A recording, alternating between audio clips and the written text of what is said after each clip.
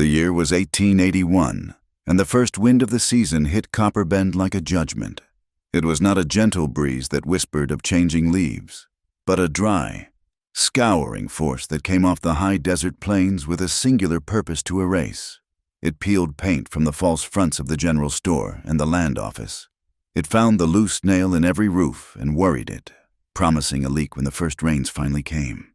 Sand, fine as milled flour, moved in sheets, low to the ground like a tan fog, burying the bottom step of the boarding house and piling in crescent-shaped dunes against the water trough. The wind carried the smell of dust, distant rain that would never arrive, and the sharp, lonely scent of creosote. Shutters on every window, left unlatched, beat a frantic, irregular tattoo against weathered clapboard, a sound that set a man's teeth on edge. Through this gritty gale walked Elias Hart. He led his dun-colored mare, Clementine, by the reins, her head bowed against the wind, his own shoulders hunched inside a duster coat that had long ago surrendered its original color to the land. Dust was worked into every seam, a second skin caked on the leather of his boots and clinging to the stubble on his jaw. He kept his hat pulled low, the brim casting a shadow that hid his eyes. People saw the hat, the coat, the horse, but rarely the man. That was how he preferred it. He moved with the economy of a man who conserves everything words, motion, hope. His steps were heavy on the warped planks of the boardwalk, a solid, lonely sound in the percussive chaos of the wind. He passed the saloon, its bat-wing doors swinging wildly, giving glimpses of men hunched over murky glasses, their laughter thin and sharp as breaking glass. They watched him pass. They always did. Elias Hart was a fixture of their landscape, as immutable and silent as the bluffs that rimmed the valley. He owned the Red Hart Ranch, a spread of land bisected by the North Fork Creek, land his father had broken and bled for. Now it was just his, a quiet kingdom of cattle, debt, and ghosts. The townspeople called him the Warden of the Waste, a man who spoke more to his livestock than to any human soul. They weren't wrong. As he neared the post office, a rented freight wagon, pulled by two exhausted-looking mules, groaned to a halt. The driver, a man whose face was a roadmap of sun and whiskey, spat a brown stream of tobacco juice that the wind immediately snatched and flung into nothingness. The back of the wagon was laden with crates and trunks, but it was the figure climbing down that caught Elias's notice. A woman. Newcomers were rare in Copper Bend, especially a woman traveling alone. She was trying to wrestle a large, brass-cornered trunk from the wagon bed, her movements awkward and strained. She was not a delicate woman, but the trunk was a monster, filled, it seemed, with the weight of a whole life. She wore a simple traveling dress of dark wool, already filmed with the ubiquitous dust. Her hair, the color of dark honey, was pinned up, but the wind had pulled loose several strands that whipped across her face. Her name was June Avery, though Elias did not know it yet. She was a seamstress, a mender of fabrics and lives, chasing a living from one hardscrabble town to the next. The driver made no move to help her. He had been paid for the transport, not the labor. With a final, desperate heave, she managed to slide the trunk to the edge of the wagon bed. She braced herself, her arms trembling with the effort, and tipped it over the side. It landed on the dusty street with a heavy, final thud. For a moment, she just stood there, hands on her hips, breathing hard, her chest rising and falling. She looked at the post office, then at the trunk. A small, determined woman standing against a vast and indifferent landscape. She took a step back, preparing to drag her worldly possessions to the relative shelter of the post office porch. Her boot heel came down on a loose rock, one of the thousands that littered the unpaved street. The rock rolled, her ankle turned, her balance, already precarious from her exertion, was gone in an instant. She let out a small, startled gasp, her arms pinwheeling as she stumbled backward, directly into Elias Hart's path. He didn't think, he acted. Years of catching spooked calves and steadying unsteady fence posts had honed his reflexes. He dropped Clementine's reins, the mare wouldn't move an inch, and took a single, solid step forward. He reached out not to grab, but to support. His right hand, wide and calloused from leather and wood and steel, found the curve of her waist. He pressed his palm flat against the small of her back, a firm, grounding pressure to arrest her fall. The world, for a count of 3 heartbeats, went silent. The wind seemed to hold its breath. The clattering shutters paused. In that sudden stillness, everything was sensation. For Elias, it was the surprising softness of her wool dress, the solid feel of the corset beneath, and the undeniable warmth of the woman herself. It was a warmth that felt alien against his skin, a living heat that had nothing to do with the sun. He hadn't willingly touched another person in over a year, not since the fire. The contact was a shock, a jolt that ran up his arm and settled somewhere deep in his chest. For June, it was the sudden, unyielding wall of a man at her back. It was the strength in the hand that held her, a strength that didn't constrict or grab, but simply held. It was an anchor. After weeks of being jostled in wagons, of sleeping in strange beds, of being an untethered object moving through the world, this one solid point of contact was breathtaking. She looked up, her head tilted back, and her eyes met his. His eyes were the color of a winter sky, a pale, guarded gray that held a history of loss. She saw surprise in them, but something else too, a flicker of profound and painful loneliness. Her own breath hitched. She was still off balance, leaning into his support. The words came out of her on an exhale, a whisper meant only for him, lost to the wind for anyone else. Touch me, like I belong here. It was a mistake of words, a plea born of instability. She meant, hold on tight, don't let me fall. She meant, steady me in this place that feels like it wants to blow me away. But the words that came out held a deeper, truer meaning that she hadn't even known was inside her. They were the cry of a rootless soul yearning for purchase. Elias heard both meanings. He heard the practical request and the raw, unintended confession beneath it. A muscle jumped in his jaw. For a man of few words, he understood the weight they could carry. He gave a curt, almost imperceptible nod. His hand, still pressed against her waist, applied a gentle, steadying pressure, lifting her upright until the heels of her boots were planted firmly on the ground. She was safe, she was balanced, and then, as if he had touched a hot stove, he snatched his hand back. He curled his fingers into his palm, the memory of her warmth already a phantom ache.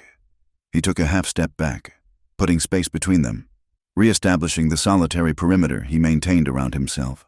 He bent, picked up Clementine's reins, his movements stiff. He did not look at her again, but the moment had been witnessed.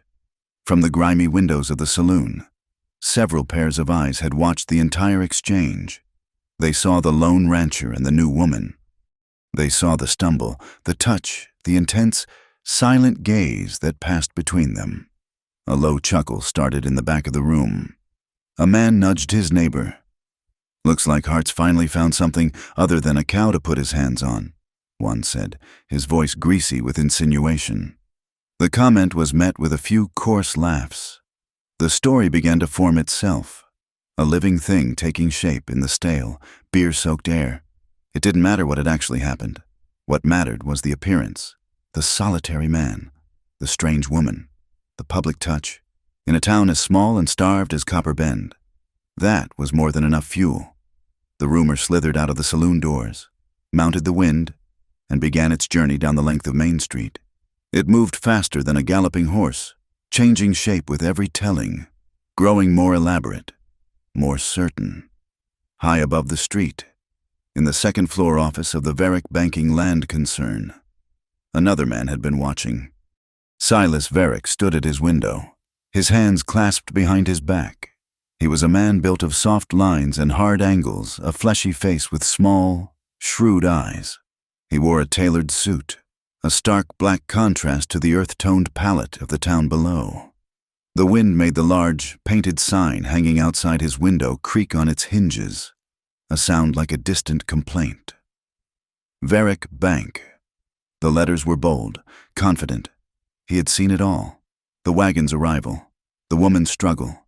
He had watched Elias Hart, a man Varick considered a stubborn obstacle, a relic who refused to sell the very land Varric needed to control the North Fork's water rights. He saw Hart's instinctive move, the placement of his hand, the way the two strangers had frozen for a moment, caught in a tableau of unexpected intimacy. Varric did not smile. He was not a man given to simple expressions of amusement. Instead, a thoughtful, calculating look settled over his features. He was a player of long games, a student of leverage. He saw Elias Hart, the intractable loner. He saw a new woman, unattached and vulnerable. And in the space between them, in that single, fleeting touch, Silas Varric saw not a moment of human connection, but the possible shape of a new key for a lock he had been struggling to pick. The wind howled outside his window, but in the quiet of his office, Silas Varric was already plotting how to turn that wind to his advantage. Below, the rumor was already taking root in the town's shallow soil, and the lives of two strangers were about to become irrevocably entangled. A closed door is a wall, a cracked door is a question. In the days that followed the wind, Copper Bend was a town of closed doors, but June Avery and Elias Hart each found a hinge beginning to yield. June rented a space that wasn't one. It was the back corner of Miller's grain warehouse, a cavernous timber-framed structure that smelled perpetually of old harvests, mouse droppings, and the dry, sweet scent of burlap. For a few dollars a month, Mr. Miller, a man whose spine had curved to match the stoop of carrying heavy sacks, agreed to let her have the space by the two south-facing windows. The light there was good. He allowed, and she wouldn't be in the way of the wagons. She swept the floorboards clean, raising a ghost of chaff and dust that danced in the shafts of sunlight. The space was small, barely 12 feet square, but she made it a world. From the large brass-cornered trunk, she unpacked her life with a methodical grace. A set of heavy steel shears, oiled and sharp, were hung from a nail driven into a post. Spools of thread, black, white, brown, and a hopeful, defiant blue were arranged in a small wooden box. A folded yardstick, its numbers worn faint from measuring miles of fabric, was laid carefully on a small crate that served as her table. Finally, with a grunt of effort, she positioned the heart of her operation, a treadle sewing machine, its black iron body ornate with faded gold scrollwork. She sat before it, placed her feet on the treadle, and pushed. The flywheel spun. The needle bar rose and fell with a satisfying, rhythmic clack, clack, clack. It was the sound of purpose, a mechanical heartbeat against the silence.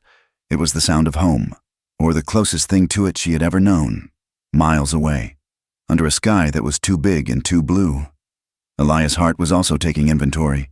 He rode slowly through his herd of yearlings, his horse Clementine moving with the practiced ease of an animal that knew its job. The calves were skittish but healthy, their coats shining in the morning sun.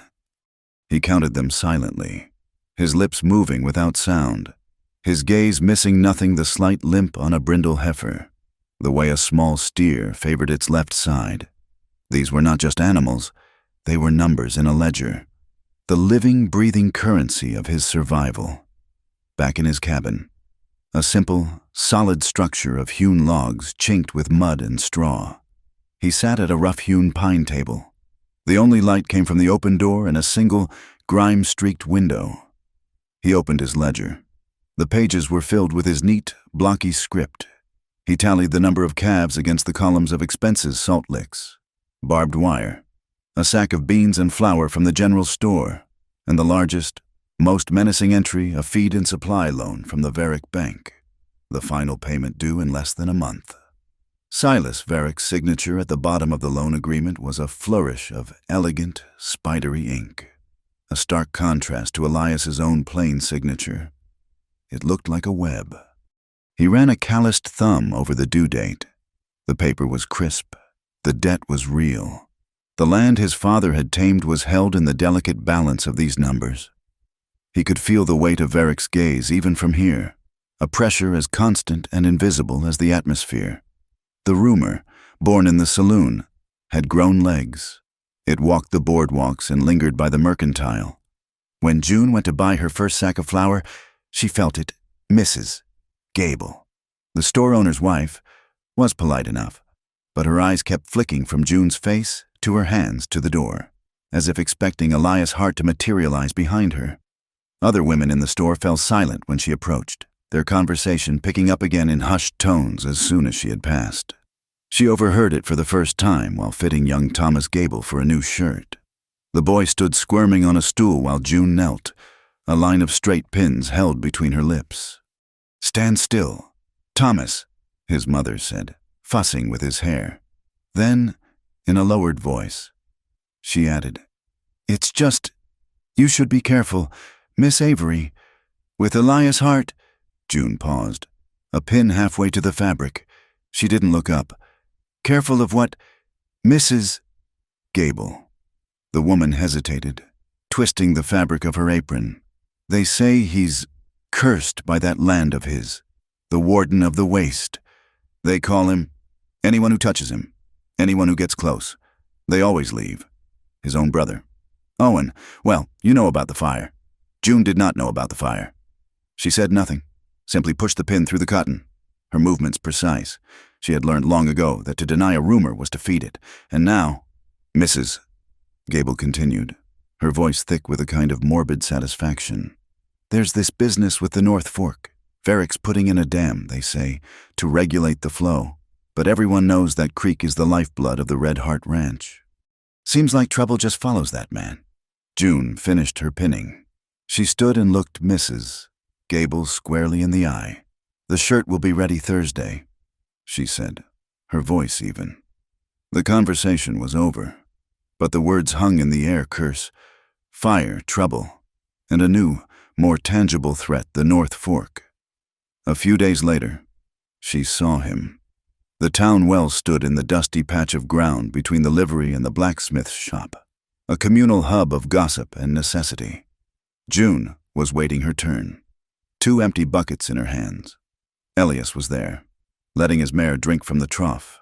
He moved with a quiet self-containment, seemingly oblivious to the stares he was drawing. He worked the pump handle with a steady rhythm, filling a bucket for his own use. As he turned from the pump, the red neckerchief tied loosely around his throat snagged on a splintered post and came undone, falling silently into the dust at his feet. He didn't notice. June watched him walk away, leaving the small square of red cloth behind. The other women at the well pointedly ignored it, as if it were contaminated. June waited until they had filled their buckets and departed, their whispers trailing behind them.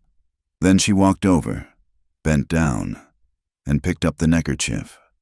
It was coarse cotton, faded from the sun and softened by countless washings. It smelled of dust, sweat, and horse. It felt real. She saw him later that day, checking a loose shoe on his mare in front of the livery. She walked up to him, holding out the cloth. "You dropped this," she said. He turned, and for a second, his gray eyes showed a flash of surprise, maybe even suspicion. He looked at the neckerchief in her hand, then at her face. He reached out and took it, his fingers, rough as bark, brushed against hers for the briefest of moments. It was a spark of contact, nothing more, but it made her stomach tighten. "Thanks," he said. The word was low and gravelly, as if he hadn't used it in a while. He didn't smile, he just nodded, then turned back to his horse, his shoulders forming a barrier between them. From the porch of the saloon, the story was already being rewritten. "See that can't keep her hands off him?" a voice drawled. The men there had moved on from gossip to strategy, discussing Varick's dam. The talk was loud, confident. Varick had the paperwork from the county seat, a signed permit. It was all legal, they said, a matter of progress. The dam was small, just a diversion weir, they called it, using Varick's own term. It was designed to manage water flow, a public good, but every man there knew that to manage the North Fork was to hold a knife to the throat of the Red Heart Ranch. It was legal on paper. It was a war in the dirt. As Elias finished with his horse's shoe, he must have heard them. June saw him stiffen. He didn't look toward the saloon. Instead, he swung himself up into the saddle, his movements economical and sharp. He guided Clementine into the street and rode out of town, heading east toward his solitary land. He looked smaller on the horse than he had up close, a lonely figure receding into the vast, unforgiving landscape. June watched him go. She hated it. She hated the smug laughter from the saloon. She hated the way a simple act of returning a dropped possession was twisted into something ugly. She hated the casual cruelty of a town that would rather believe in a curse than in a man's quiet dignity. She had seen this before, in other towns, in other forms, the way people built walls of stories around anyone who was different, turning them into myths, into monsters, into anything other than a person. That night, the work was done. The grain warehouse was dark and silent except for the skittering of mice in the walls. Outside, a coyote yelped from the hills, its call a thin, lonely thread of sound in the immense dark. June lit a small kerosene lamp, the flame casting a warm, flickering circle in her small corner of the world. The light fell across her sewing machine, her shears, her spools of thread, tools of creation, tools of mending. She pulled a small, leather-bound ledger from her trunk, the same one where she kept her accounts and measurements. She opened it to a blank page, dipped a steel-nibbed pen into a small bottle of ink, and wrote. The scratch of the pen on the paper was the only sound. A person doesn't belong to a place because of gossip, she wrote, the black ink stark against the cream-colored page, but because of the work they do. She blotted the ink carefully. She read the words back to herself. It was not a prayer. It was a statement of fact, a creed, a promise. She closed the book. The sound of the cover shutting was soft, but final. The town could have its stories. She would have her work, and in Copper Bend, the work was just beginning. The past is not a different country. It is a room in the same house, a room one is forced to enter in the dark, stubbing a toe on the same chair, time and again. In the pre-dawn chill of his cabin, Elias Hart stood before a small, silver-backed mirror, its surface clouded with age. He wasn't looking at his face. He was shirtless, the cool air raising goose flesh on his arms, and his head was turned to see the ruin on his left shoulder, the scar. It was not a clean line from a knife or a bullet. It was a sprawling, ugly thing, a landscape of puckered, shiny skin that pulled tight when he raised his arm. The flesh was pale, crisscrossed with a web of pinkish tissue, a permanent reminder of when the world had turned to fire. He touched it, his own calloused fingers tracing the deadened nerves. It felt like touching a piece of leather, not his own skin. The fire had a sound. It wasn't just the roar, the hungry crackle of old, dry timber. It was the screaming. The horses first, a high, terrifying sound of pure panic. Then the cattle, a lower, guttural bellows of agony. Elias was there, his face blackened with soot, a wet rag tied over his mouth and nose that did little to stop the searing smoke from clawing at his lungs. He was heaving buckets of water from the trough, a futile, desperate act against a wall of orange and black. The heat was a physical blow, stealing the air, melting the world into a shimmering haze. The calves Owen had yelled, his voice raw. His older brother, always the protector, the one who thought of the most helpless first. He was already running toward the smaller calf pen at the back of the barn, a silhouette against the impossible light. "Owen! No, it's gone," Elias had screamed, his own voice cracking. He dropped his bucket and started after him, but a falling beam, trailing a comet's tail of sparks, crashed down between them, blocking the way. He saw Owen for one last second, framed in the doorway of the pen, his arm reaching out. Then the roof gave way with a deafening groan. A collapsing mountain of flame and smoke. Elias was thrown back by the force of it, landing hard in the mud. He lay there, gasping, the heat blistering his shoulder where his shirt had been burned away, and watched the place where his brother had been disappear. He had breathed air while his brother had breathed fire. He had survived, and the guilt of it had been a stone tied around his neck ever since, pulling him down into the silence. He let his hand drop from the scar. He pulled on a clean shirt, the rough cotton abrasive against the damaged skin. He moved through the motions of the morning, stoking the fire, making coffee, checking the horizon, but the ghost of the fire was with him. Owen was with him. The weight of being the one left standing was heavier than any ledger of debt. In her corner of the grain warehouse, June Avery was also communing with ghosts. Her trunk was open. It was not a Pandora's box, but a library of departures. She ran her hand over the contents. Not the neat bolts of new cloth she used for her work, but a jumble of smaller pieces at the very bottom. Scraps. A piece of blue-flowered calico from a dress she'd made for a baker's wife in Prairie Dog Creek. A woman who had paid her in stale bread and suspicion. A small square of watered silk, smooth as a promise.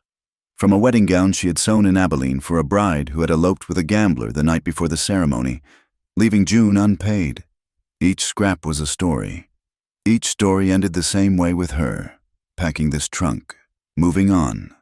Her fingers stopped on a piece of dark gray worsted wool, fine and expensive. She had been engaged once, in a town in eastern Kansas that had promised to be different. He was Mr. Abernathy, the manager of the Mercantile, a man with a neat mustache and a moist handshake. He had courted her with polite conversation and offered her a prime space to work in the back of his store. For a while, it had felt like belonging. She'd imagined a future, a home, a place to finally unpack her trunk for good. The illusion had shattered one Tuesday afternoon. A young farm wife, barely a girl, had come in with a bolt of muslin, her eyes red from crying. She needed thread to make burial clothes for her infant son. She had no cash, but offered to trade a dozen eggs and work off the rest. Abernathy, who had always preached the importance of settling accounts, had turned her away with a cold and dismissive word about store policy. June had watched, her stomach churning. Not an hour later, the widow Jensen, a woman whose flirtations were as loud as her perfume, came to the counter. She was short on her account, a fact June knew because she'd heard Abernathy complaining about it just that morning. But for Mrs. Jensen, he had smiled, a wide, indulgent smile. "For you, my dear," he'd said, his voice slick as oil. "We can always make an exception." He had made a note in his ledger, a ledger of favors and debts that had nothing to do with money. He was trading fairness for flattery, integrity for attention. He was devaluing every honest transaction, every stitch of her own hard work. He was making belonging a commodity to be bought with cheap smiles. That night, June had confronted him. He hadn't denied it. He had laughed, telling her she didn't understand how the world worked. He'd tried to touch her, to placate her with a caress. She had pulled away as if his hand were a snake. She saw then that to belong in his world meant becoming something she was not. She packed her trunk before the sun came up. She left the ring on the counter and the gray wool of the suit she'd been making for him in the scrap pile. She hadn't been running from him. She had been running toward herself. A church bell began to ring, its clear, metallic notes cutting through the quiet morning. It was Sunday. The sound spilled over the dusty streets of Copper Bend, calling the faithful to worship. For Elias, saddling his horse in the yard.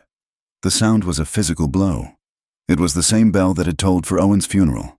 The town had gathered, their faces a blur of pity and morbid curiosity. The preacher, a man with soft hands who spoke of God's mysterious ways, had talked of harmony and community. But Elias had felt no harmony. He had felt only the screaming silence where his brother's life used to be. He had stood by the grave, a stranger among his own neighbors. The brand of survivor burned onto his soul. He had not set foot in the church since, for June, sitting in the dusty light of the warehouse, the bell was just a sound, a lonely sound. It signified a community she was not yet a part of, a gathering to which she was not invited. It was the sound of another town, another Sunday, another closed door. Later in the week, a job came to her. A young boy, Milo, the son of the blacksmith, appeared at her corner of the warehouse, dragging a heavy, dust-colored coat. "It was Elias Hart's? Pa said to bring this," the boy mumbled, not meeting her eyes. "Said, 'Mister, Hart needs the shoulder fixed. Got torn on some wire. June took the coat. The leather was heavy, worn soft as cloth in some places, stiff as board in others.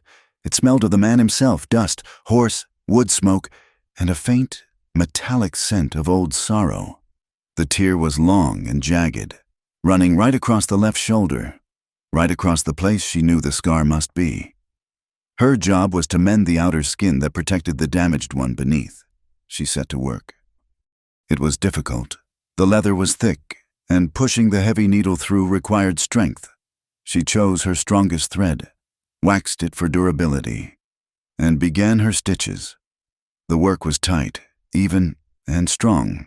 A professional job. But she noticed, with a small sense of detachment, that her hand was trembling. Just a little. A fine tremor that she had to consciously still before each stitch.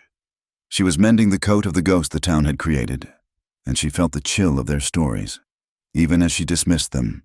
As she worked, the sky outside the windows darkened. A low rumble of thunder echoed from the distant plains. Then came the rain. Not a downpour, but a soft, steady shower. The first real rain of the season. The drops drummed a gentle rhythm on the tin roof of the warehouse. And with the rain came a smell, rich and wonderful. The scent of dry earth drinking in the water. A perfume of dust and life renewed. The smell reached Elias as he worked on a stretch of fence line miles from his cabin. He stopped, lifting his face to the cool drops. The scent of the wet soil was the scent of his whole life. It was the smell of planting and of harvest, of drought and of flood. It was the smell that had been in the air the day of the fire, a cruel tease of moisture in a world that was burning. He closed his eyes, the rain washing the dust from his face, but it could not wash away the memory. In the warehouse, June also paused, breathing in the scent. It was a smell that transcended place. It was the same in Kansas as it was here. It was the smell of hope, of things being cleansed, of a chance for new growth. It was a smell that made her feel, for a fleeting moment, less like a drifter and more like a part of the living world. The past was a room in the house. Yes, but perhaps the rain could wash the windows clean. That evening, the rain stopped. The world was washed clean, but some things remained. Elias sat at his table, the light of a single lamp pushing back the shadows. He had picked up his mended coat from the blacksmith. The boy had been there, not the seamstress. He ran his fingers over the repair. The stitches were nearly invisible, a line of immense strength closing the wound in the leather. He felt a strange, unwilling flicker of gratitude for the woman with the honey-colored hair and the steady hands. Then he opened his ledger. Tucked into the pages was a new notice from the Varick Bank, delivered that afternoon by the mail rider. It was an official-looking document, filled with legal phrases, but the meaning was simple. Due to the necessary and legal construction of a public water regulation weir on the North Fork, a new water access fee was being retroactively applied to all outstanding agricultural loans for properties downstream. At the bottom of his debt column, a new entry had been made in sharp, angry red ink. It was a significant sum, enough to wipe out any slim profit he might have made from the yearlings. The red ink stood out against the black, stark and unforgiving. It looked like a fresh wound. It looked like blood on the page. The scar on his shoulder ached with a phantom pain. The stone of guilt in his chest felt heavier than ever. And now, there was a new weight, the cold, calculated pressure of a man who intended to bleed him dry. One drop of ink, one drop of water, at a time. Justice is not a concept. It is a measurement, a straight line, a full bucket, a fair weight, and in Copper Bend, the lines were beginning to blur. The first hint of the deception was not a shout, but a grumble. June was delivering a mended canvas apron to Jebediah, the town's carpenter, a man whose hands were maps of splinters and whose sentences were often as crooked as old lumber. She found him behind his workshop, squinting at a newly delivered stack of raw timber posts, their ends still damp with sap. "Paid me to notch these, but the whole business feels off," he muttered, more to his measuring rule than to her. He ran a thumb along the edge of a post. "That Varick hires a crew from out of the county to set the markers for his new dam. Says local hands ain't precise enough. Then I hear from one of the freight boys they had to reset the main boundary stake 3 times.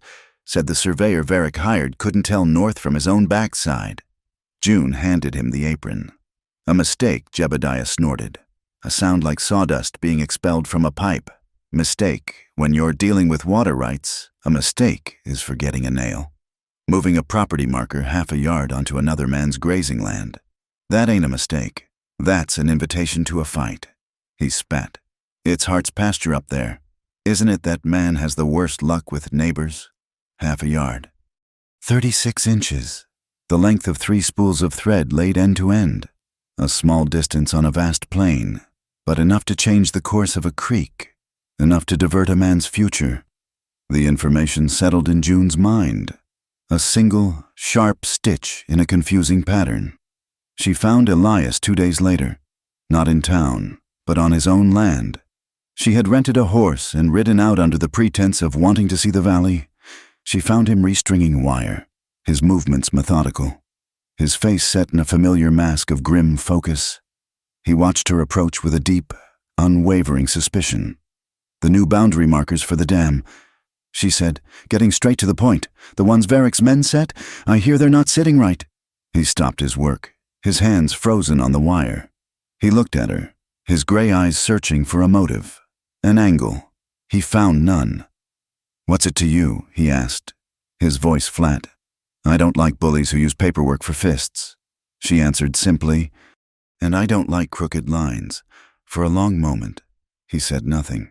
He just studied her, this woman who had appeared out of the dust and seemed determined to involve herself in his silent war. Then, with a sigh that seemed to come from the soles of his boots, he wiped his hands on his trousers and jerked his head toward the cabin. Come on. Inside. He unrolled a piece of parchment from a long, tin cylinder. It was an old survey map, drawn by his father's hand. The ink was faded to brown, the paper brittle and creased, but the lines were clear, drawn with the steady confidence of a man who knew every rock and dip of his own land. Elias's calloused finger, surprisingly gentle, traced the serpentine blue line of the North Fork. It flowed directly across a wide, green-tinted area marked summer pasture. My father chose this spot for the creek, he said, his voice softer than she had ever heard it. The banks are low here. In the spring, it floods just enough to irrigate the pasture naturally. It's why the grass here is better than anywhere else in the valley. It's why the cattle fatten up before winter. His finger stopped. Varick's marker is here. He pointed to a spot half a yard south of the creek bed on the map. It's not much, but it's enough to legally claim the creek's main channel is on his side of the new line. It means the water isn't mine to use. It's his to regulate. He didn't need to explain what that meant. He didn't need to describe the slow, legal starvation of his herd, the impossibility of paying his loan, the inevitable foreclosure that would put the entire Red Heart Ranch into Silas Varick's soft, waiting hands. The map told the whole story. The next day, as if to underscore the point, Silas Varick posted the permit in the front window of his bank. It was an impressive document, covered in official script and bearing the embossed wax seal of the county clerk. He stood on the boardwalk for a good part of the morning, a proud proprietor showing off a new sign, explaining to anyone who would listen that this was progress, a modern solution to the whims of nature, a benefit to the entire community. He spoke of fairness and legality. June watched him from across the street, the sun glinting off the pin in his cravat. His words were smooth and polished, but his plan was as dirty as a pig wallow. That afternoon, her attention was caught by something else, a freight wagon. The same one that had delivered the timber posts to the carpenter was parked near the livery. Its driver was inside the saloon. June, walking by, noticed the wheels. They were caked in mud. This wasn't unusual. The rain had left patches of mud all over. But this was different. It wasn't the dark, loamy brown of the valley floor or the sandy beige of the main road. It was a deep, rich, rusty red, the color of dried blood. She had never seen that color soil anywhere near Copper Bend.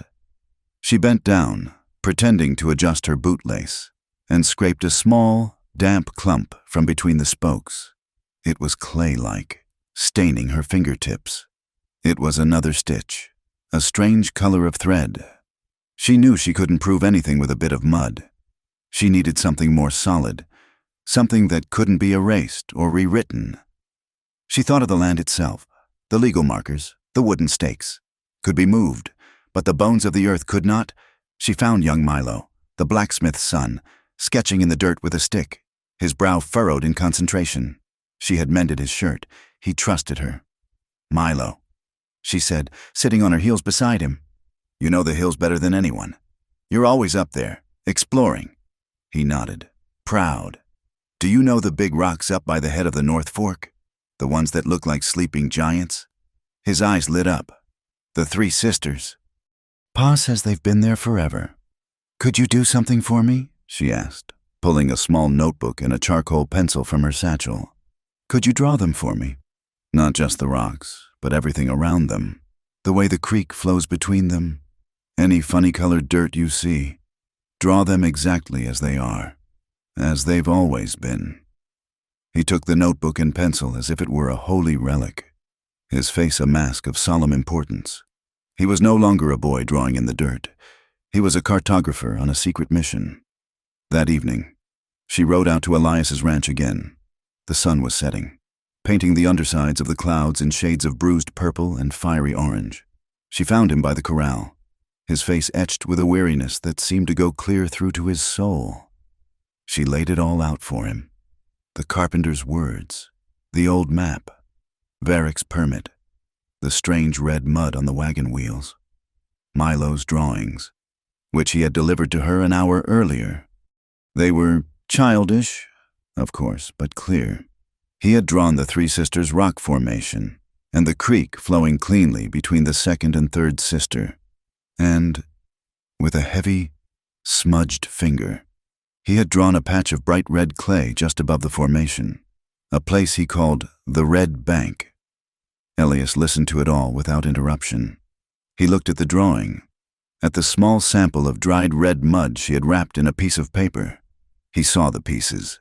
He understood the trap, but understanding and acting were two different things. He shook his head, handing the drawing back to her. He looked out at the vast, darkening expanse of his land, the land that had cost him his brother. "Touching Varick is asking for trouble," he said, his voice low.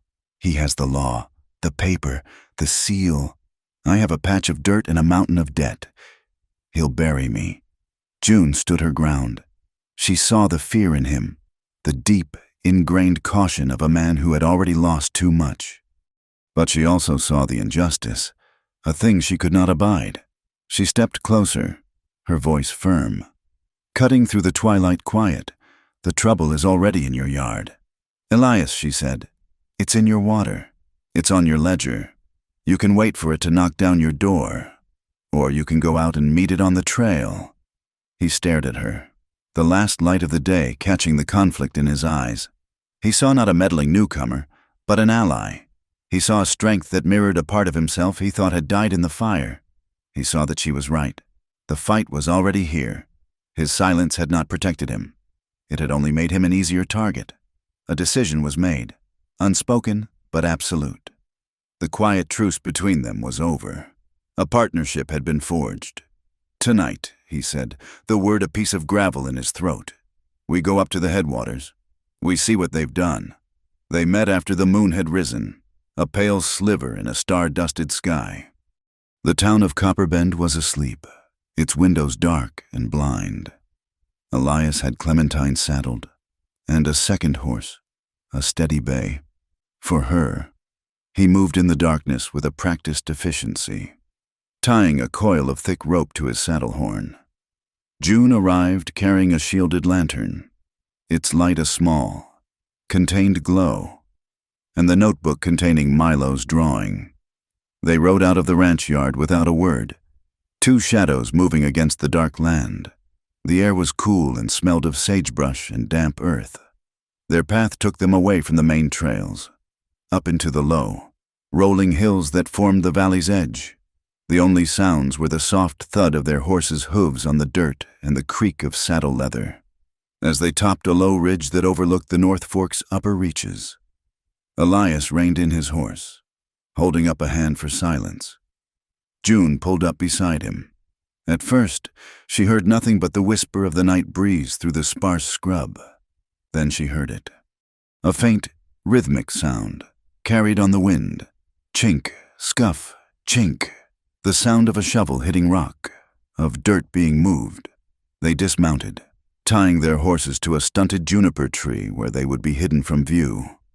Crouching low, they crept to the edge of the ridge, below them, in the narrow channel where the creek began its life. A single lantern cast a circle of nervous, dancing light. In that light, they could see them. 3 figures, their faces obscured by dark cloths. They were working quickly, purposefully, their shovels glinting as they moved. They were not building a dam. They were changing the world. June's heart began to beat a frantic, heavy rhythm against her ribs, a wild drumming that sounded as loud as horses' hooves in the dead quiet of the night. Beside her, Elias was perfectly still, a predator in the darkness, his body coiled and tense. The fight was no longer on paper. It was here, in the dirt and the dark, at the headwaters of the North Fork. The descent from the ridge was a slow, careful slide through darkness and sharp-edged scree. Elias went first, moving with a predator's silence, his boots dislodging only the smallest of pebbles. June followed, her hand often on the rough bark of a juniper or the cold, solid face of a rock outcropping to keep her balance. The air grew cooler as they neared the creek bed, thick with the smell of wet stone and crushed mint. The sounds of the men's labor grew louder, the scrape of metal on rock, a low curse swallowed by the night, the heavy grunt of men lifting something heavy. They reached the creek bed 100 yards downstream from the work site and moved upstream, using the deep shadows of the bank for cover. The water, diverted from its natural course, was shallow here, barely a trickle. It made their approach eerily quiet. They stopped behind a thicket of willows, close enough now to see the details of the crime in the lantern's unsteady light. It was a crude but effective piece of engineering. They had constructed several gabions wire mesh baskets and filled them with rocks from the creek bed, creating a low, porous wall. This wall didn't stop the water. It nudged it, forcing the main current to shift southward, away from its natural channel between the Three Sisters rock formation and toward the new boundary markers Elias had described. The wooden posts, raw and new, had been driven deep into the softer earth on the south bank, reinforcing the new, false shoreline. It was exactly as he had feared, a theft measured in inches, amounting to the robbery of a man's entire livelihood. Elias's body was a study in contained violence. Every muscle was tight, his hands clenched into fists at his sides. This was his land, his water. The water his father had taught him to read, the water that had sustained his family for 2 generations. And these men, these faceless agents of a man in a clean suit, were poisoning it with a lie. June put a hand on his arm, a light but firm touch. He flinched, but didn't pull away. She leaned close, her whisper a ghost of sound beneath the noise of the shovels. The notebook. I need the depth. He understood. Evidence was their only weapon. He gave a single, sharp nod, while he kept watch, his gaze fixed on the 3 figures. June slipped into the creek. The water was shockingly cold, a frigid shock that shot up through the leather of her boots and into her bones. The mud at the bottom sucked at her feet, trying to hold her fast. She held the folded yardstick from her sewing kit in one hand and the notebook and charcoal pencil in the other. She moved to the center of the original, now nearly dry. Channel, the one Milo had drawn. She unfolded the yardstick and pushed it down until it hit the bedrock. She memorized the measurement, her mind clear and focused despite the cold and the fear. She recorded the number in the notebook, her fingers stiff. Then she moved to the new, deeper channel the men had dug, and did the same. The difference was significant. The fraud was now measured, quantified, written down in her steady hand. As she finished, Elias moved. He didn't wait. He didn't plan. A cold, quiet rage had taken hold. He stepped out from behind the willows and walked directly toward the makeshift dam. He moved not with the swagger of a man looking for a fight, but with the grim purpose of a farmer clearing a rock from his field. He reached the first gabion, a heavy cage of rock and wire weighing well over 100 pounds. He bent his knees, got his hands underneath the rough wire, and lifted. The muscles in his back and shoulders screamed in protest. The strain was immense, a burning, tearing sensation that reminded him of the fire. His back felt like it was on fire, each vertebra grinding against the next. But the weight of the injustice was heavier. With a guttural roar that was more animal than human, he heaved the basket up and over, sending it crashing onto the bank with a loud, clattering spray of rocks and water. The three men froze, their shovels halfway to the dirt. They turned as one, their faces shadowed and anonymous behind the dark bandanas. For a moment, no one moved. There was only the sound of the gurgling water and Elias's harsh, ragged breathing. Then they came at him. They dropped their shovels and rushed forward, moving together like a pack of wolves. Elias didn't have time to straighten up. The first man reached him, swinging a wild, clumsy punch. Elias ducked under it, pivoted on his heel, and slammed his shoulder into the man's chest. The impact was solid, a sound like a side of beef hitting a butcher's block. The man went down hard, the air driven from his lungs in a pained whoosh. The other two were on him immediately. Elias managed to land a solid punch on one, but the other tackled him from the side, driving him to his knees in the shallow water. June reacted without thinking. She couldn't fight them, not with her fists, but she had the lantern. With a cry of desperate fury, she hurled it. It sailed through the air in a fiery arc, smashed against a rock near the grappling men, and went out. The world was plunged into absolute, disorienting blackness. There were grunts, curses, the sound of bodies slipping in the mud. In the sudden darkness, the fight was a chaotic mess of limbs and confused shouting. "Hold him down!" one of the men yelled. June could see nothing, but she could hear the struggle moving closer to the Three Sisters rock formation. Her mind, accustomed to seeing how pieces fit together, saw a solution. She remembered the shape of the rocks from Milo's drawing, the narrow channel between them, the wedge she screamed into the darkness, her voice sharp and clear. Wedge it deeper. It made no sense to the thugs. To Elias, it was a lifeline. He knew exactly what she meant. Stashed near the rocks was one of the heavy timber posts they had not yet used, its end sharpened to a crude point. It was a wedge. In the dark, struggling against two men. He shoved and kicked his way toward it. His hand closed around the rough, splintered wood. It was heavy, unwieldy. He could feel the natural stone ledge of the creek bed under his boots, the ledge that formed the permanent, unmovable boundary. With a final, desperate surge of strength born from understanding June's command, he jammed the pointed end of the timber post into the narrow gap between the rock ledge and the largest of the gabions his attackers had set. "What's he doing?" one of the men grunted, trying to get a grip on Elias's arm. Elias put his shoulder into the post and pushed. For a second, nothing happened. Then, with a groan of protesting wire and splintering wood, the makeshift dam shifted. The full force of the diverted creek, which had been pushing against the wall, was now focused on that single point. The water found the new weakness. It surged. The dam didn't just break, it exploded. The gabions were ripped from their moorings.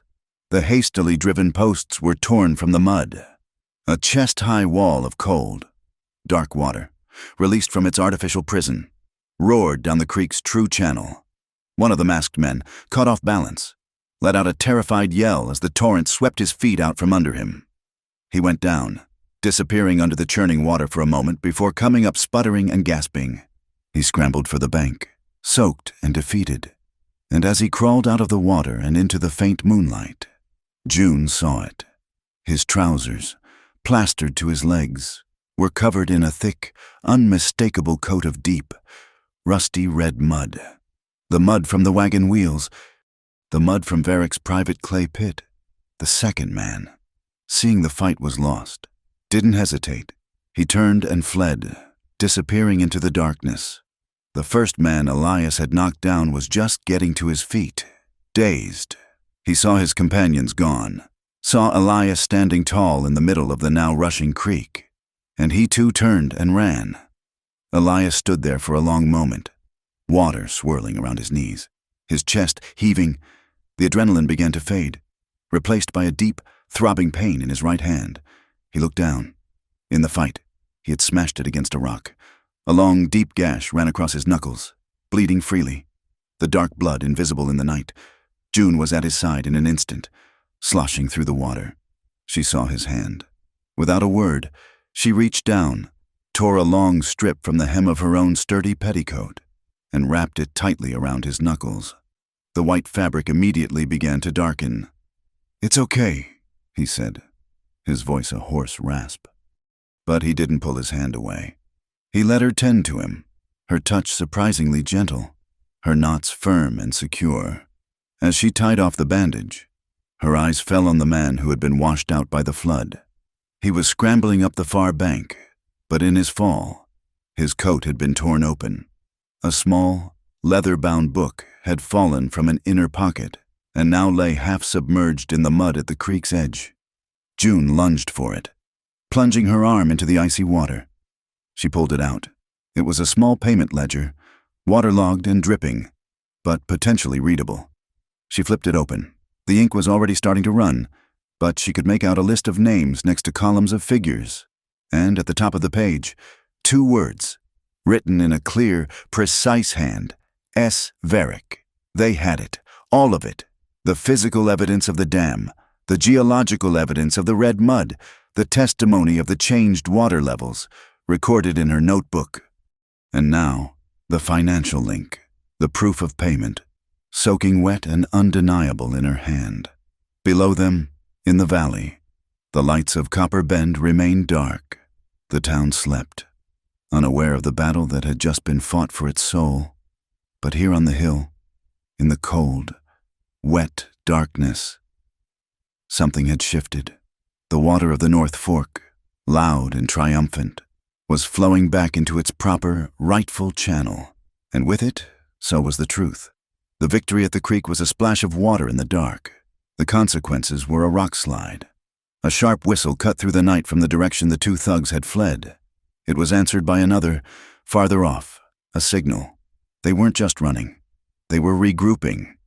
Elias grabbed June's arm, his grip hard, pulling her from the creek bed. "Horses, now!" His voice was a low, urgent command. The temporary relief was gone, replaced by the cold certainty of pursuit. They had won the battle for the water, but now they had to survive the war for their lives. They scrambled up the ridge, lungs burning, legs aching. The sounds from below were changing. No longer just the panicked retreat of 2 men, but the determined thud of hooves, the jingle of harness. They had horses stashed nearby. They were coming. They reached their own mounts, their breath pluming in the cool night air. Elias's bay was skittish, its eyes wide, sensing the danger. Clementine, his own mare, stood steady as a rock. There was no time to ride separately. The path ahead was too narrow, too treacherous for 2 horses moving at speed. "Get on," Elias said, swinging himself into Clementine's saddle. He offered a hand down to June. She took it, her hand small but firm in his bandaged one. He pulled her up behind him, settling her on the saddle's cantle. It was a clumsy, desperate scramble. Her skirts bunched up, and she had to wrap her arms tight around his waist to keep from falling. "Hold on," was all he said. He spurred the mare, and Clementine leaped forward, not onto the open trail, but into a narrow, rocky cut in the hillside. A shortcut, a dangerous one. This was Dead Colt Canyon, a place sane men avoided after dark, a jagged scar in the earth, littered with boulders and sudden drop-offs. Its walls so tight in places a man could touch both sides at once. It was named for a prospector's colt that had missed its footing and fallen to its death a generation ago. It was a place of ghosts and broken things. It was their only chance. The world dissolved into a blur of motion and sound. The powerful muscles of the horse worked between June's knees. She pressed her face against the rough leather of Elias's coat, the one she had mended. She could feel the tense wall of his back, the heat of his body. She smelled horse and sweat, and the faint, clean scent of the rain-washed sage he'd ridden through. The air whipped past, cold against her cheeks. Stones, kicked up by Clementine's iron-shod hooves, shot from under them, clattering against the canyon walls. In the dark, sparks flew as hoof-struck rock, brief, brilliant flashes of orange light in the suffocating black. Behind them, the sounds of pursuit grew clearer. 2 horses, maybe 3, they were horsemen, comfortable in the saddle, pushing their mounts hard. A shout echoed in the narrow confines of the canyon, distorted and menacing. They were close, too close. Then came a sound that changed everything, a sharp crack, followed by a high-pitched whine that seemed to split the air right next to June's ear. A bullet. A second later, a puff of rock dust exploded from the canyon wall just ahead of them. They were shooting. In the dark, it was reckless, a measure of their desperation to stop them, to silence them. June instinctively tightened her grip, pressing herself so hard against Elias she could feel his heartbeat, a steady, powerful drumming that was at odds with the chaos around them. He didn't flinch. He just leaned lower over the horse's neck, urging Clementine on with a low word. The mare responded, her powerful legs eating up the treacherous ground, her footing miraculously sure. She was a creature born of this land, as wild and resilient as the canyon itself. The canyon twisted and turned. Each bend was a blind gamble. Each straight stretch was an invitation for another bullet. Another shot rang out, this one thudding into the leather of Elias's saddle, just inches from his leg. He grunted, but didn't slow. June's world was reduced to pure sensation. The jarring impact of the horse's gallop, the burn of the wind, the solid presence of the man in front of her, a shield of flesh and bone. He was all that stood between her and the night, between her and the bullets. She held the wet, heavy ledger in one hand, tucking it inside her bodice. The cold, damp paper a shocking contrast to her warm skin. It was their only proof, their only hope for a justice beyond this desperate flight. Ahead, the canyon widened slightly. The sliver of moon, which had been hidden behind the high rock walls, appeared, casting a pale, ghostly light on the scene. It illuminated the path ahead, and the obstacle that lay across it. A bridge, a rickety, man-made structure of old planks and rope, spanning a deep, narrow chasm where the canyon floor dropped away. It was maybe 20 feet across, a fragile thread over a black abyss. The bridge, Elias yelled over the thunder of their own hooves. When we're across, he didn't need to finish. June understood. It was their choke point, their only advantage. They hit the bridge at a full gallop. The wooden planks groaned and shuddered under Clementine's weight, the sound a horrible complaint of stressed wood. For a terrifying second, June was sure it would collapse beneath them. But the mare was swift and sure, and in a few heart-pounding strides, they were on the other side, back on solid rock. Elias didn't pause. He leaped from the saddle, pulling the large hunting knife from the sheath on his belt. The pursuers were just entering the widened area before the bridge, their figures stark in the moonlight. "Keep her moving," Elias yelled to June, slapping Clementine's flank. The mare, riderless but trained, trotted a few yards farther down the canyon and stopped, her sides heaving. Elias ran to the edge of the chasm. The bridge was anchored by thick, heavy ropes tied to iron stakes, driven deep into the rock, but there were smaller, secondary guide ropes running underneath. They were there for stability, to keep the bridge from swaying too much in the wind. He slashed at the nearest one. The hemp was thick and old, but his knife was sharp. The rope parted with a sound like a great sigh.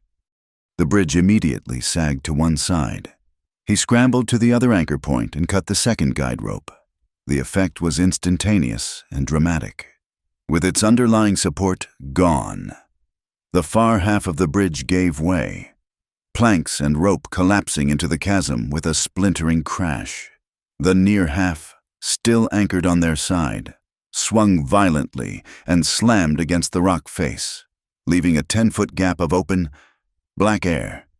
They had cut the trail. 2 of the riders reined in their horses at the edge of the chasm, their mounts rearing in fright. They shouted curses.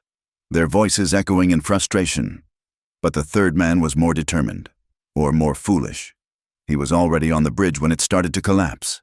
Instead of pulling back, he spurred his horse forward, attempting to jump the widening gap. The horse, a powerful black gelding, made a valiant leap.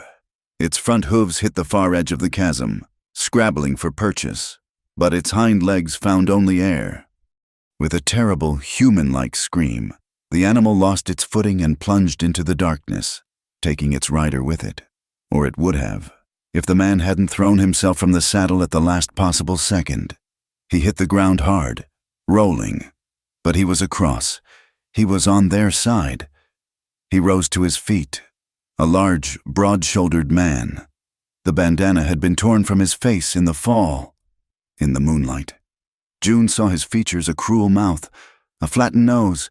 He pulled a long, wicked-looking knife from his belt and started toward Elias. Elias stood his ground, his own knife held ready. The man lunged. A wild, powerful slash aimed at Elias's throat. Elias didn't meet the blade with his own. Instead, he brought the heavy butt of his Colt revolver, which he'd drawn from its holster, up in a short, brutal arc, deflecting the man's wrist. The crack of steel on bone was sickeningly loud. The man howled in pain, and his knife clattered to the ground. Before he could recover, Elias moved in, striking him hard in the jaw with a closed fist. The man staggered back, his eyes dazed. June, seeing the fight, had dismounted. Her mind raced. She couldn't just stand there. Her eyes scanned the ground. The canyon was littered with the debris of forgotten passages.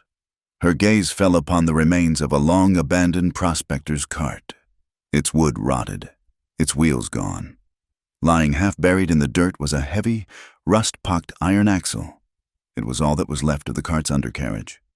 Just as the thug shook his head to clear it and reached for his fallen knife, June acted. She grabbed the axle. It was heavy, almost too heavy to lift, and swung it with all her strength. A wide, desperate arc of rusted iron. She didn't aim for his head. She aimed for his hand. The axle connected with his knuckles with a dull, wet crunch. He screamed, a raw, ragged sound of pure agony, snatching his now useless hand back. The brief opening was all Elias needed. He stepped in, drove his shoulder into the man's chest, and sent him sprawling to the ground. Elias was on him in a second, a knee on his chest. The muzzle of his Colt pressed firmly under the man's chin. The fight was over. Without a word, Elias took the reins from Clementine's bridle and, with a few quick, efficient motions, tied the man's hands and feet. The man was whimpering now, cradling his shattered hand. The moon, as if it had been waiting for the violence to end, finally broke free from a bank of clouds. The canyon was bathed in a clear, silver light. The frantic sounds of the chase, the gunshots, the crashing bridge, the screams faded away. They were replaced by the steady, peaceful sound of the North Fork, which ran through the bottom of the chasm, its water striking the rocks in a calm, eternal rhythm. Elias and June stood there, their chests heaving, their bodies trembling with the aftermath of adrenaline. They looked at each other in the moonlight.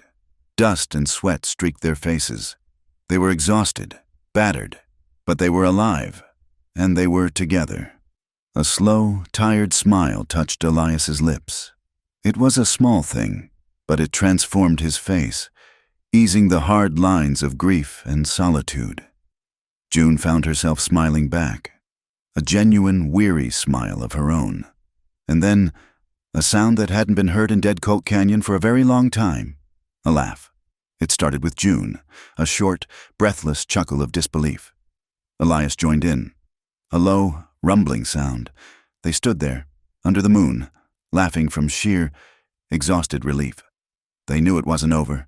They had a prisoner and a waterlogged ledger. They had Varric and the rest of his hired guns to face. They had won a single, desperate skirmish. But in that moment, sharing a breath, a laugh, a victory, they both knew, without having to say a word, that they were no longer fighting alone. The war was far from over. But for the first time, they had a reason to hope they might just win it. Copper Bend did not have a courthouse. Justice, when it was required, borrowed a roof. This time, it borrowed the house of God. The town's small church, usually a place of quiet reflection and slightly off-key hymns, was transformed into an arena. The air, thick with the scent of beeswax, old paper, and the faint, sweet smell of last Sunday's wildflowers, was now charged with a nervous, electric tension. The entire community was there, or so it seemed. They packed the wooden pews, their faces a gallery of curiosity, suspicion, and long-held prejudice. Farmers in their clean dungarees stood along the back wall, their arms crossed. The women, in their Sunday best, fanned themselves with hymnals, their whispers rustling like dry leaves. At the front, where the pulpit usually stood, a long trestle table had been set up. On one side sat Silas Varick, immaculate in his dark suit, a sheaf of official papers laid out neatly before him. He looked calm, confident, a man of law and order in a world of dust and disorder. On the other side sat Elias Hart and June Avery. Elias was a block of stone, his face unreadable, his freshly bandaged hand resting on the table, a stark white punctuation mark against the dark wood. June sat straight-backed beside him, her hands folded in her lap. Between them on the table lay a child's charcoal drawing and a small, warped leather book, still damp and smelling of the creek. Presiding over this makeshift court was Judge Miller, the town's retired postmaster and the closest thing they had to a neutral arbiter. He was an old man with watery blue eyes and a reputation for being slow to speak and even slower to anger. He peered over his spectacles at the assembly. "This is not a formal trial," he began, his voice dry and crackling. "This is a hearing. Mr. Varick has filed a complaint of trespass and destruction of private property against Mr. Hart. Mr. Hart has a counterclaim. We will hear both." Varick rose smoothly to his feet.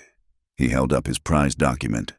The county permit, its wax seal catching the light that streamed through the stained glass window. "Judge, the law is simple. The county granted me a permit to construct a regulatory weir on my legally registered property. The purpose is to ensure a stable water supply downstream, a public benefit. The boundary markers were set by a licensed surveyor." He paused, letting his gaze sweep over the crowd. "Last night, Mr. Hart, in a fit of, let's call it misguided passion, trespassed on that property and willfully destroyed the construction. An act of lawless aggression." A murmur went through the pews. It sounded reasonable. It sounded legal. The paper was real. Judge Miller looked at Elias. Mr. Hart. Elias didn't stand. He looked at the judge, his gray eyes clear and steady. "The water he diverted was from my land. The North Fork has flowed through the Red Hart summer pasture for 50 years. His new marker is a lie, a baseless accusation." Varick snapped, his composure cracking for a fraction of a second. "Proven by the county surveyor's map, which I have right here, and I have this," June said, her voice quiet but carrying in the hushed room. She stood and pushed the damp ledger forward. "This is a payment book, dropped by one of Mr. Varick's employees. It details payments for night work and for the purchase of timber posts." Varick paled slightly. "I have no knowledge of that book. It could be a forgery. Is the red clay on your private pit a forgery?" June pressed, her voice gaining strength. "The wheels of the wagon that delivered the posts were caked in it. So were the boots of the man who fell in the creek when the dam broke, the same man who dropped this book." She then slid Milo's drawing across the table. "And this is the land itself. Not as a surveyor in a clean shirt draws it, but as a boy who plays on it knows it. The Three Sisters rocks are a natural boundary. They cannot be moved by a piece of paper. The creek flows between them. It always has. Mr. Varick didn't build a dam on his property. He built a dam and then moved his property to fit the dam." The silence in the church was absolute. The logic was simple, earthy, undeniable. It was the difference between a map and the land itself. Varick began to bluster about lawsuits and slander, but his words were just noise now. The townspeople were looking not at his pristine permit, but at the muddy, waterlogged reality of June's evidence. Judge Miller held up a hand. "Enough." He looked from Varick's furious face to Elias's stoic one. "We have one man's paper against another's land. I am not a surveyor, but I am not a fool. He fixed his gaze on Varric. I am ordering a 3-day period of verification. I will send my own son, who has a steadier hand with a transit than I, up to the headwaters to measure against the original county plats. Until then, he looked pointedly at Varric, then at Elias. No one is to touch that boundary, not a rock, not a post. The creek will flow where it flows. Hearing is concluded. The sharp rap of his knuckles on the table was the signal. The tension broke. People began to talk, to stand, to stretch. The legal battle had ended in a stalemate, a fragile 3-day truce. Outside, the air was cool, the sun low in the sky. Elias and June stood on the church steps, the crowd parting around them, some nodding in their direction with a newfound, grudging respect. The weight of the hearing was still on them. Elias looked toward his ranch, his jaw tight.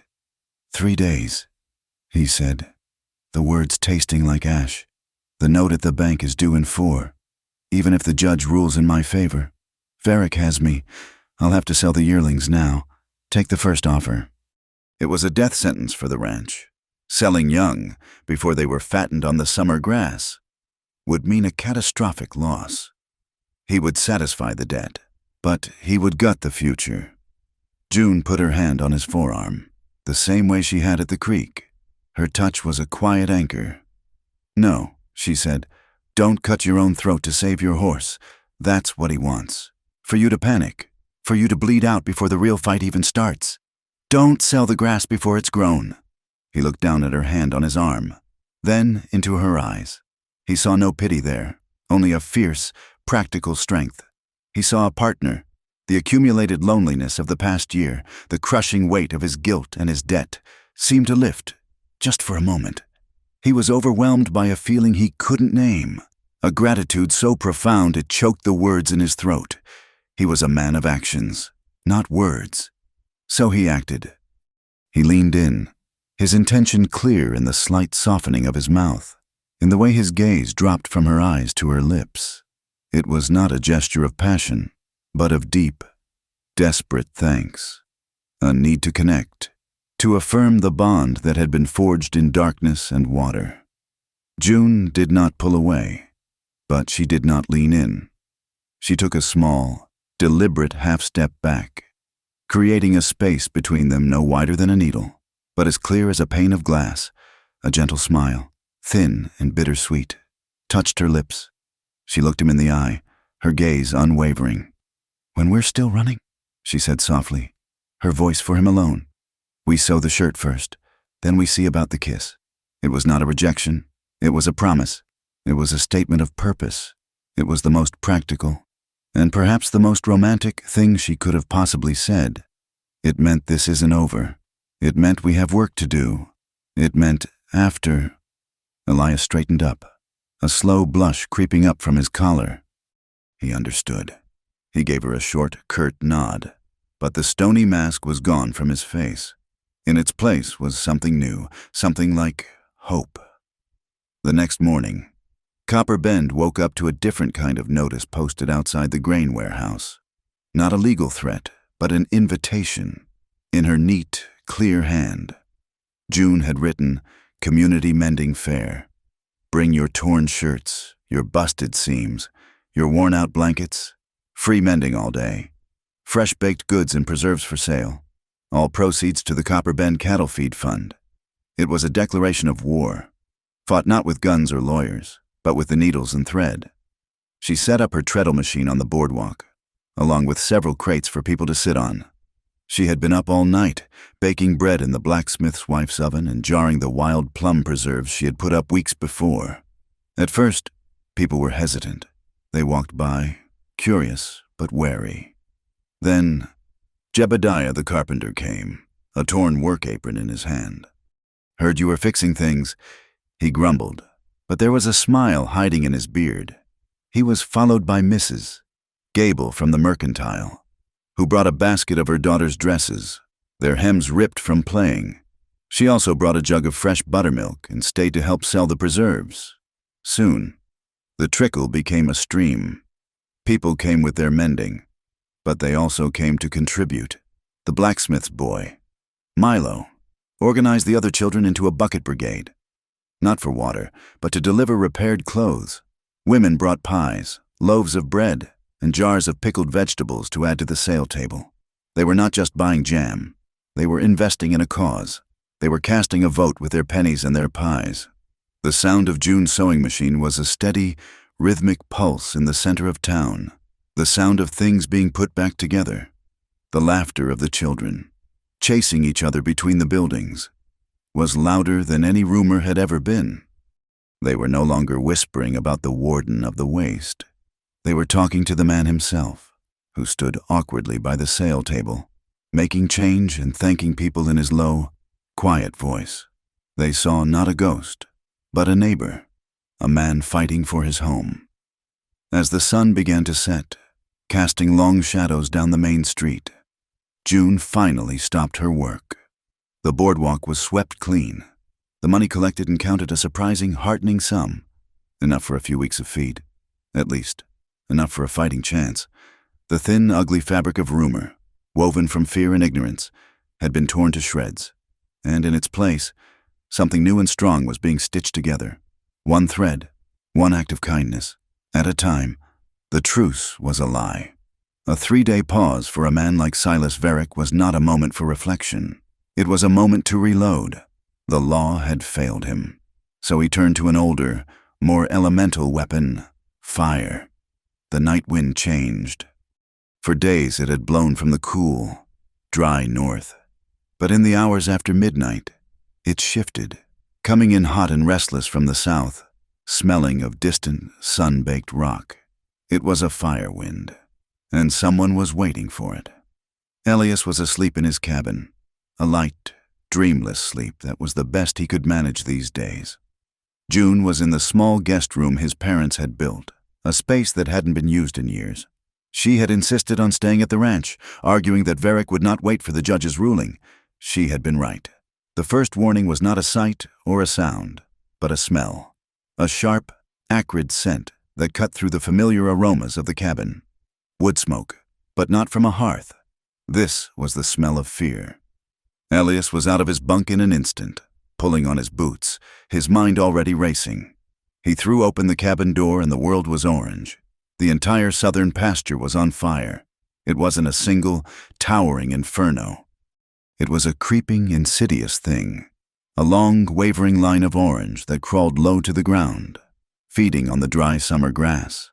The hot wind fanned it, pushing it steadily toward the heart of the ranch, the barn, the corrals, the cabin itself. Black smoke billowed into the night sky, blotting out the stars, thick and oily and choking. Embers, like malevolent fireflies, danced on the wind, starting smaller spot fires ahead of the main line. June was right behind him, her face pale in the hellish light. She didn't scream. She didn't panic. Her eyes, wide with alarm, were already assessing, calculating. "The well," she said, her voice tight but steady. "Buckets, sacks, anything that can hold water." The sound began then, a low, rising rumble of pure animal terror. The cattle in the main corral, trapped between the approaching fire and the wooden fences, were panicking. They bellowed, a deep, guttural chorus of fear, their bodies thudding against the rails. The entire fence line seemed to shudder with their impacts. The next few minutes were a blur of desperate, synchronized action. There was no need for discussion. They both knew what had to be done. Elias grabbed 2 large, empty grain sacks and a shovel, his movements economical and powerful. June took the buckets, running to the hand pump, her arms working the handle in a frantic, steady rhythm. The water gushed out, cold and clear and precious. Elias ran toward the fire line, not at its center, but at its western flank, where the wind was pushing it hardest. He worked with a cold, terrifying fury. He wasn't just digging.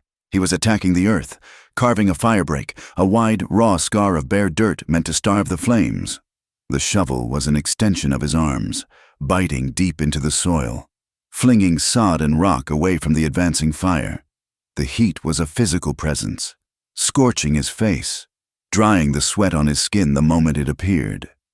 Hot ash, fine as snow, rained down, settling on his hair and the back of his neck. each particle a tiny, stinging coal. The memory of the barn fire was a living thing in his head. The roar of the flames, the smell of burning animals, the ghost of his brother's last shout. He fought it back, channeling his grief and his guilt into the savage rhythm of his work. June followed behind him, armed with the water-soaked burlap sacks. She couldn't stop the main fire line, but she could fight the embers.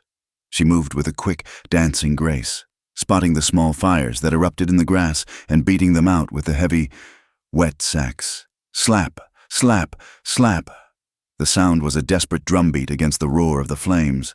The smoke clawed at her throat, making her eyes stream with tears. She coughed, a racking, painful sound, but she didn't stop. Each extinguished spark was a small victory. A foot of ground saved, but they were losing. The fire was too wide, the wind too strong. The firebreak was taking too long. The main line of flames was less than 50 yards from the corral now. Its heat so intense the wooden fence posts were beginning to smoke. The panic of the cattle reached a fever pitch. One of the larger steers threw itself against the gate with its full weight. The wood groaned, splintered, but held. For now.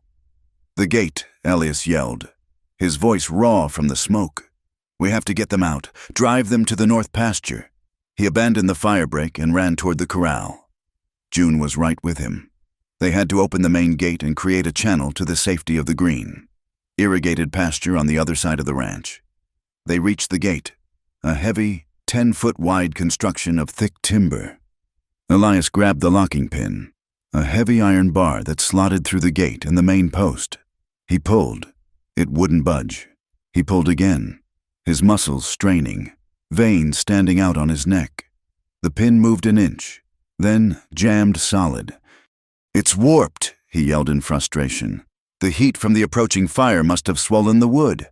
The cattle, sensing an attempt at rescue, surged toward them, their combined weight pressing the gate even harder against the post, making the jam worse. The air was filled with the smell of their fear, a thick animal musk mixed with the smoke. The roar of the fire was a physical pressure, a deafening wave of sound and heat. June didn't panic. Her mind, trained to see the flaw in a seam, the weakness in a design, saw the problem. She dropped her sacks and got down on her hands and knees, peering at the bottom of the gate, her face inches from the churning hooves on the other side. The iron pin went through 2 hinges, one at the top and one at the bottom. The bottom hinge had shifted slightly from the steer's impact. The pin was no longer aligned. She saw the solution in an instant. It was a problem of leverage and alignment. Elias, she screamed to be heard over the chaos. The pin is loose. It's not in the bottom hinge. Push it deep into the bottom hinge. Drive it down. He didn't understand the mechanics, but he understood her certainty. He trusted her eye. He let go of the handle and slammed his fist down on the top of the iron pin, trying to drive it like a nail. It didn't move. He needed more force. He grabbed the discarded shovel, reversed it, and used the heavy steel spade as a battering ram. He swung. The sound of steel hitting iron was a sharp, ringing clang that cut through the roar. The pin moved a fraction. He swung again, a full-bodied blow that put all his strength, all his rage, into the impact. At that exact moment, a sudden, powerful gust of wind hit the fire line. A great rolling wave of superheated air and flame washed over them. The world turned to pure heat. It was like opening the door of a blast furnace. It stole the breath from their lungs, seared their exposed skin. The force of the heat wave threw June off balance. She stumbled backward, her vision swimming, a cry of pain catching in her throat. She was falling. Elias saw her go down. He dropped the shovel. In one fluid, instinctive motion, he reached out, not to grab, but to anchor.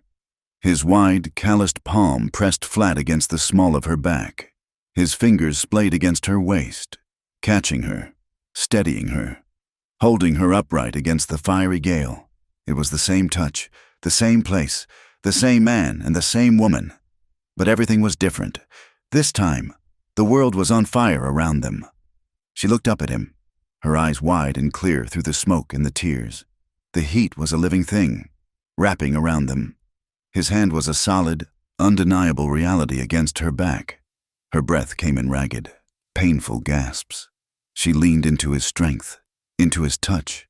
She brought her mouth close to his ear, her words a fierce, desperate whisper against the inferno. "Touch me," she breathed, her voice thick with smoke and something else, something powerful and unbreakable. "Touch me like I belong here." There was no misunderstanding this time. It was not a plea for help. It was a creed, a vow. It was her answer to his near kiss on the church steps.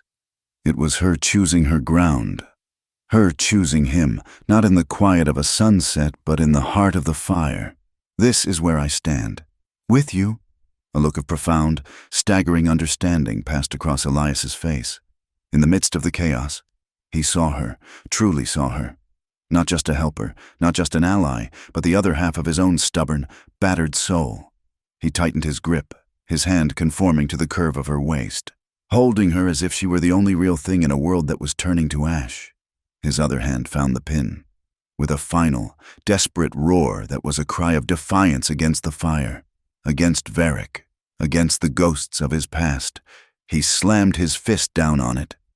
The pin, now aligned, shot home into the bottom hinge with a solid, satisfying thud. The gate was free.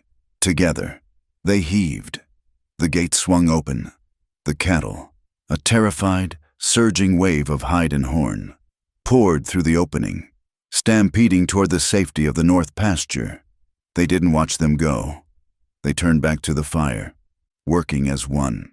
They used the last of the water to douse the flames that were now licking at the corral fence.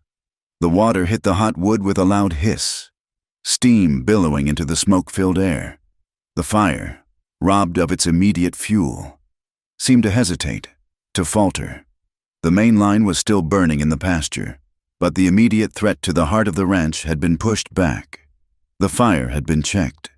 They stood side by side, leaning against each other, utterly spent, their faces black with soot, their clothes soaked with sweat and water.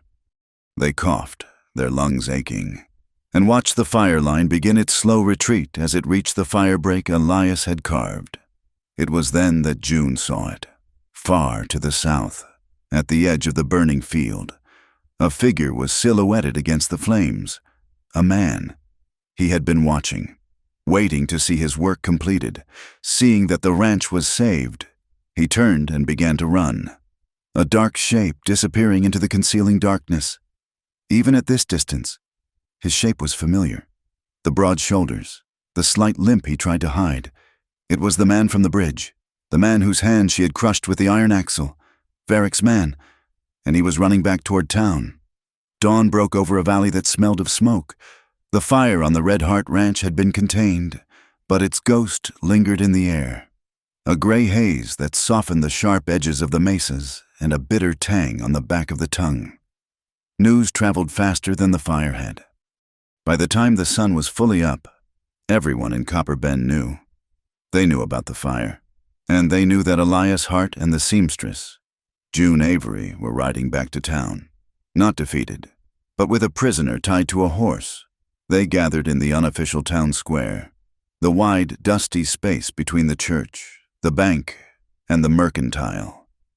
It was not an organized assembly. People just drifted there, drawn by a gravity of events that felt too large for their own small homes.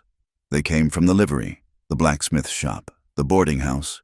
Women stood in small, tight knots, their mending baskets forgotten. Men leaned against porch posts, their faces grim, their usual morning banter absent. The ashes of the mending fair, a symbol of their collective goodwill, had been swept away, but the memory of it, the feeling of it, remained. When Elias and June appeared at the end of Main Street, a hush fell over the crowd. They looked like survivors of a war. Soot was smeared across their faces. Their clothes were torn and scorched, and their eyes were red-rimmed with exhaustion and smoke. But they rode with their heads held high. Between them, on a third horse, slumped Varric's man, his hands bound, his face a mask of pain from his shattered hand and raw fear. They did not stop at a jail. They stopped in the center of the square. In the center of the town, Elias dismounted, his movement stiff, and pulled the prisoner from the horse, shoving him down to sit in the dust. The man, whose name was Jed, whimpered, cradling his ruined hand. Silas Varick emerged from his bank. He had dressed with his usual meticulous care, a dark suit in a dusty world, but for the first time, his composure was gone. A vein throbbed in his temple, and his eyes were small and hard. "What is the meaning of this outrage?" he boomed, his voice carrying across the square. "This is vigilantism. I demand you release my employee at once." Your employee," Elias said, his voice a low, dangerous rumble, "tried to burn us alive last night." A collective gasp went through the crowd. This was more than a dispute over water.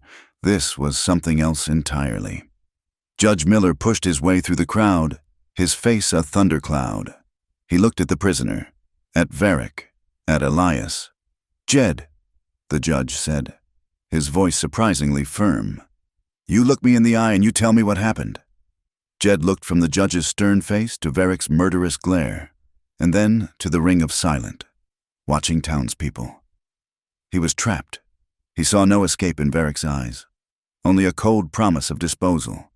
He saw a flicker of something else in the faces of the crowd, something approaching a communal rage. He chose the lesser of two threats. He began to talk, the words spilling out in a desperate, broken stream. He confessed to everything: the money from Varick, the orders to move the markers, to build the dam in the dead of night. He told them how they'd been ordered to get the ledger back, to silence Hart and the woman at any cost. And then he told them about the fire. He said to wait for the south wind. Jed stammered, pointing a trembling, uninjured finger at Varick. He said fire cleanses all debts. Varick lunged forward. "Lies. He's a known drunkard. A liar trying to save his own skin." "Then explain the mud," June said, her voice cutting through Varick's tirade. She stepped forward, and the crowd parted for her. "The red mud on his boots when we pulled him from the creek. It's the same mud that was on the wagon that delivered the posts. And it's the same mud I saw on your own boots 2 days ago. Mr. Varick, when you were returning from your so-called private quarry." A man at the front of the crowd, a miner with hands stained with the earth, spoke up. "The Red Devil Pit," he said, his voice resonating with authority. "Ain't no one supposed to be working it. The clay's too unstable. But that's the only place in 50 miles you'll find that color of mud. It's Varick's land. All right." The confession, the mud, the testimony. The pieces clicked into place, forming a picture of cold, calculated greed that was ugly and undeniable. Judge Miller's face was granite. He turned to Varick. "Silas, I have the testimony of your own son. He measured the boundary this morning. At first light, the markers were moved. The original plat is clear. The water belongs to the Red Heart Ranch." He held up a hand to forestall Varick's protest. "And in light of this man's confession, I am declaring your water access fee to be what it is: fraudulent, extortion. It is null and void." Varick's face turned a mottled shade of red and white. He was losing. Here, in the public square, his paper empire was turning to dust. He drew himself up, playing his last card. "I have acted within the letter of the law," he shouted, his voice shrill. "I had a permit, a legally binding document. You cannot ignore the law." It was then that the river of public opinion, which had been slowly turning, finally broke its banks. "The law is meant to be fair," Varick yelled Jebediah. "The carpenter," his voice a gravelly roar. "Not a club to beat a man with. It's meant to protect a man's home," added Mrs. Gable, her voice sharp with indignation. "Not to burn it down." The words came from all sides then, a chorus of dissent that rose into a single, powerful voice. They were the voices of people who understood the difference between a legal document and a just one. They understood the language of water, of grass, of survival, and they had chosen a side: the community, which Varick had tried to manipulate with rumor and leverage with debt, had turned on him. He looked around at their faces, and, for the first time, He saw not customers, not debtors, but judges, and they had all found him guilty. In the center of that circle of righteous anger, Elias' heart finally stood to his full height. He looked not at Varick, but at the faces of his neighbors. He spoke, and his voice was not the gravelly rasp of a recluse, but the clear, steady voice of a man who had found his place. "For a year," he said, "I've listened to your whispers. I've heard the stories you tell, the warden of the waste, the man touched by bad luck. I don't need your rumors." He paused, his gaze sweeping across their faces, landing for a moment on June. "I need water, and I need the truth." It was the simplest of speeches, but it was everything. It was an abdication of his isolation. It was him, finally, asking to be seen not as a story, but as a man. June stepped forward then. In her hands, she held the waterlogged payment ledger. But it was different now. Overnight, in the quiet hours after the fire, she had worked on it. She had carefully dried the pages. And with her strongest linen thread, she had restitched the binding, reinforcing the spine, mending the cover where it had been torn. The new, clean stitches stood out against the stained leather, a testament to her craft, a symbol of restoration. She handed it to Judge Miller. "Honor should be harder to tear than paper," she said quietly. The trial was over. The verdict was a formality. Varick was found liable for the damages, the attempted arson, the fraud. The fines were immense, so crippling that everyone knew the Varick Bank would have to be sold to cover them. Jebediah, the carpenter, was appointed temporary receiver. Jed, Varick's henchman, was taken away. Destined for a long stay in the county jail, Varick himself was not arrested. His crimes were of paper and influence. Harder to cage, but he was broken. He stood alone in the square, a king without a kingdom, as the townspeople, his former subjects, turned their backs on him and walked away. Later that afternoon, the sky cleared. The last of the smoke haze was blown away by a clean, northern breeze. The sun shone down on a town that felt different. Lighter, a group of children, led by young Milo, came to the town well. They carried a small, crudely painted sign they had made themselves. They hammered it into the post next to the pump, the same post where Elias's neckerchief had once caught. On the sign was a single word, painted in bright, hopeful blue: belong.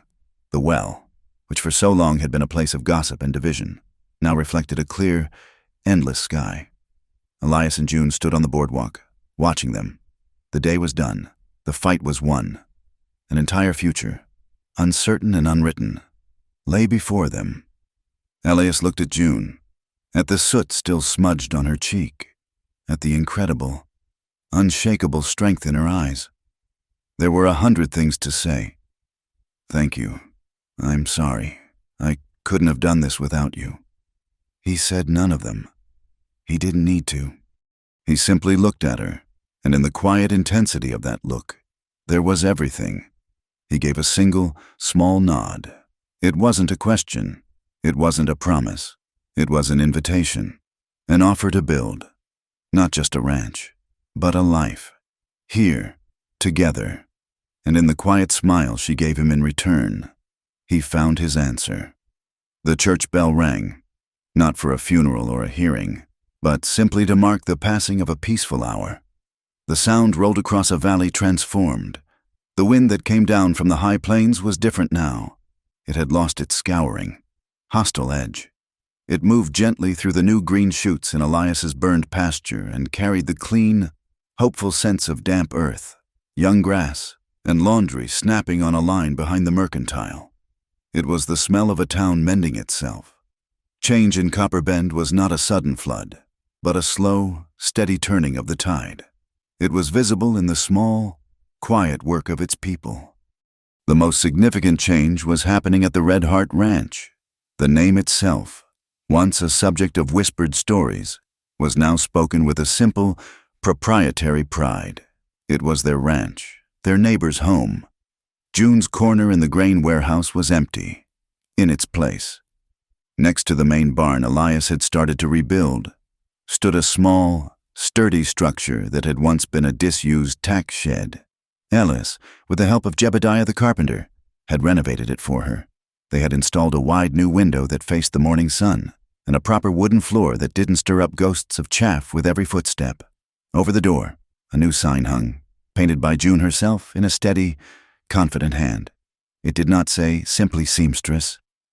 It said Copper Bend Sewing Fabric Library.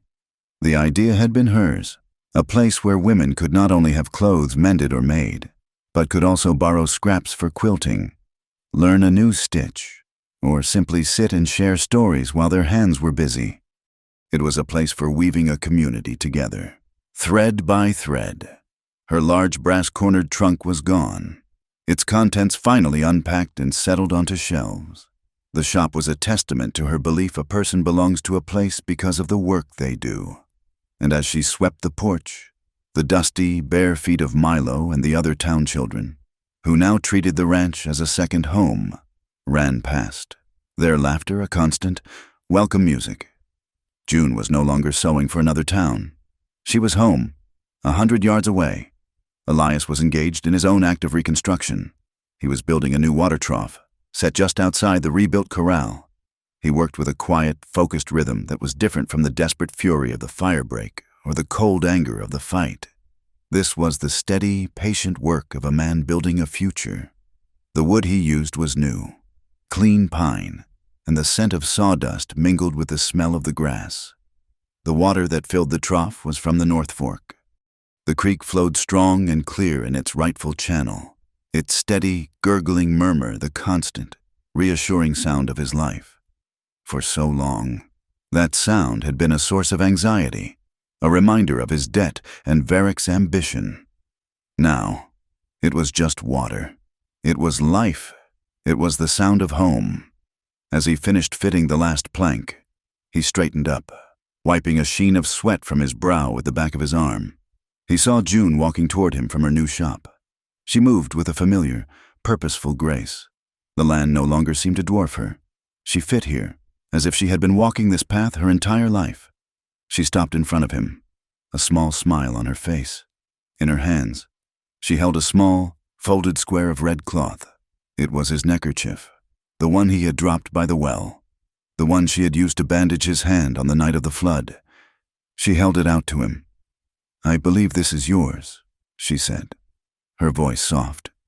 He took it. The coarse cotton was clean and soft from washing, but it was different now. Along one edge, in a line of impossibly small and perfect stitches, she had embroidered a single word in dark blue thread. Belong. He stared at the word, his calloused thumb tracing the letters. It was the word that had started it all. Her mistaken, desperate plea on the day she had arrived. A word that had haunted him with its echo of his own profound loneliness. Now, here it was again. Not a plea, but a statement, a gift, a deed to a country he had never known how to claim. He closed his hand around the cloth, squeezing it tight, the texture of her stitches a solid reality in his palm. He looked at her, and the gray, winter sky of his eyes was clear. The clouds finally parted. "No more running," he said, the words quiet, but absolute. It was a confession and a promise, an end to his flight from his grief, from his neighbors, from himself.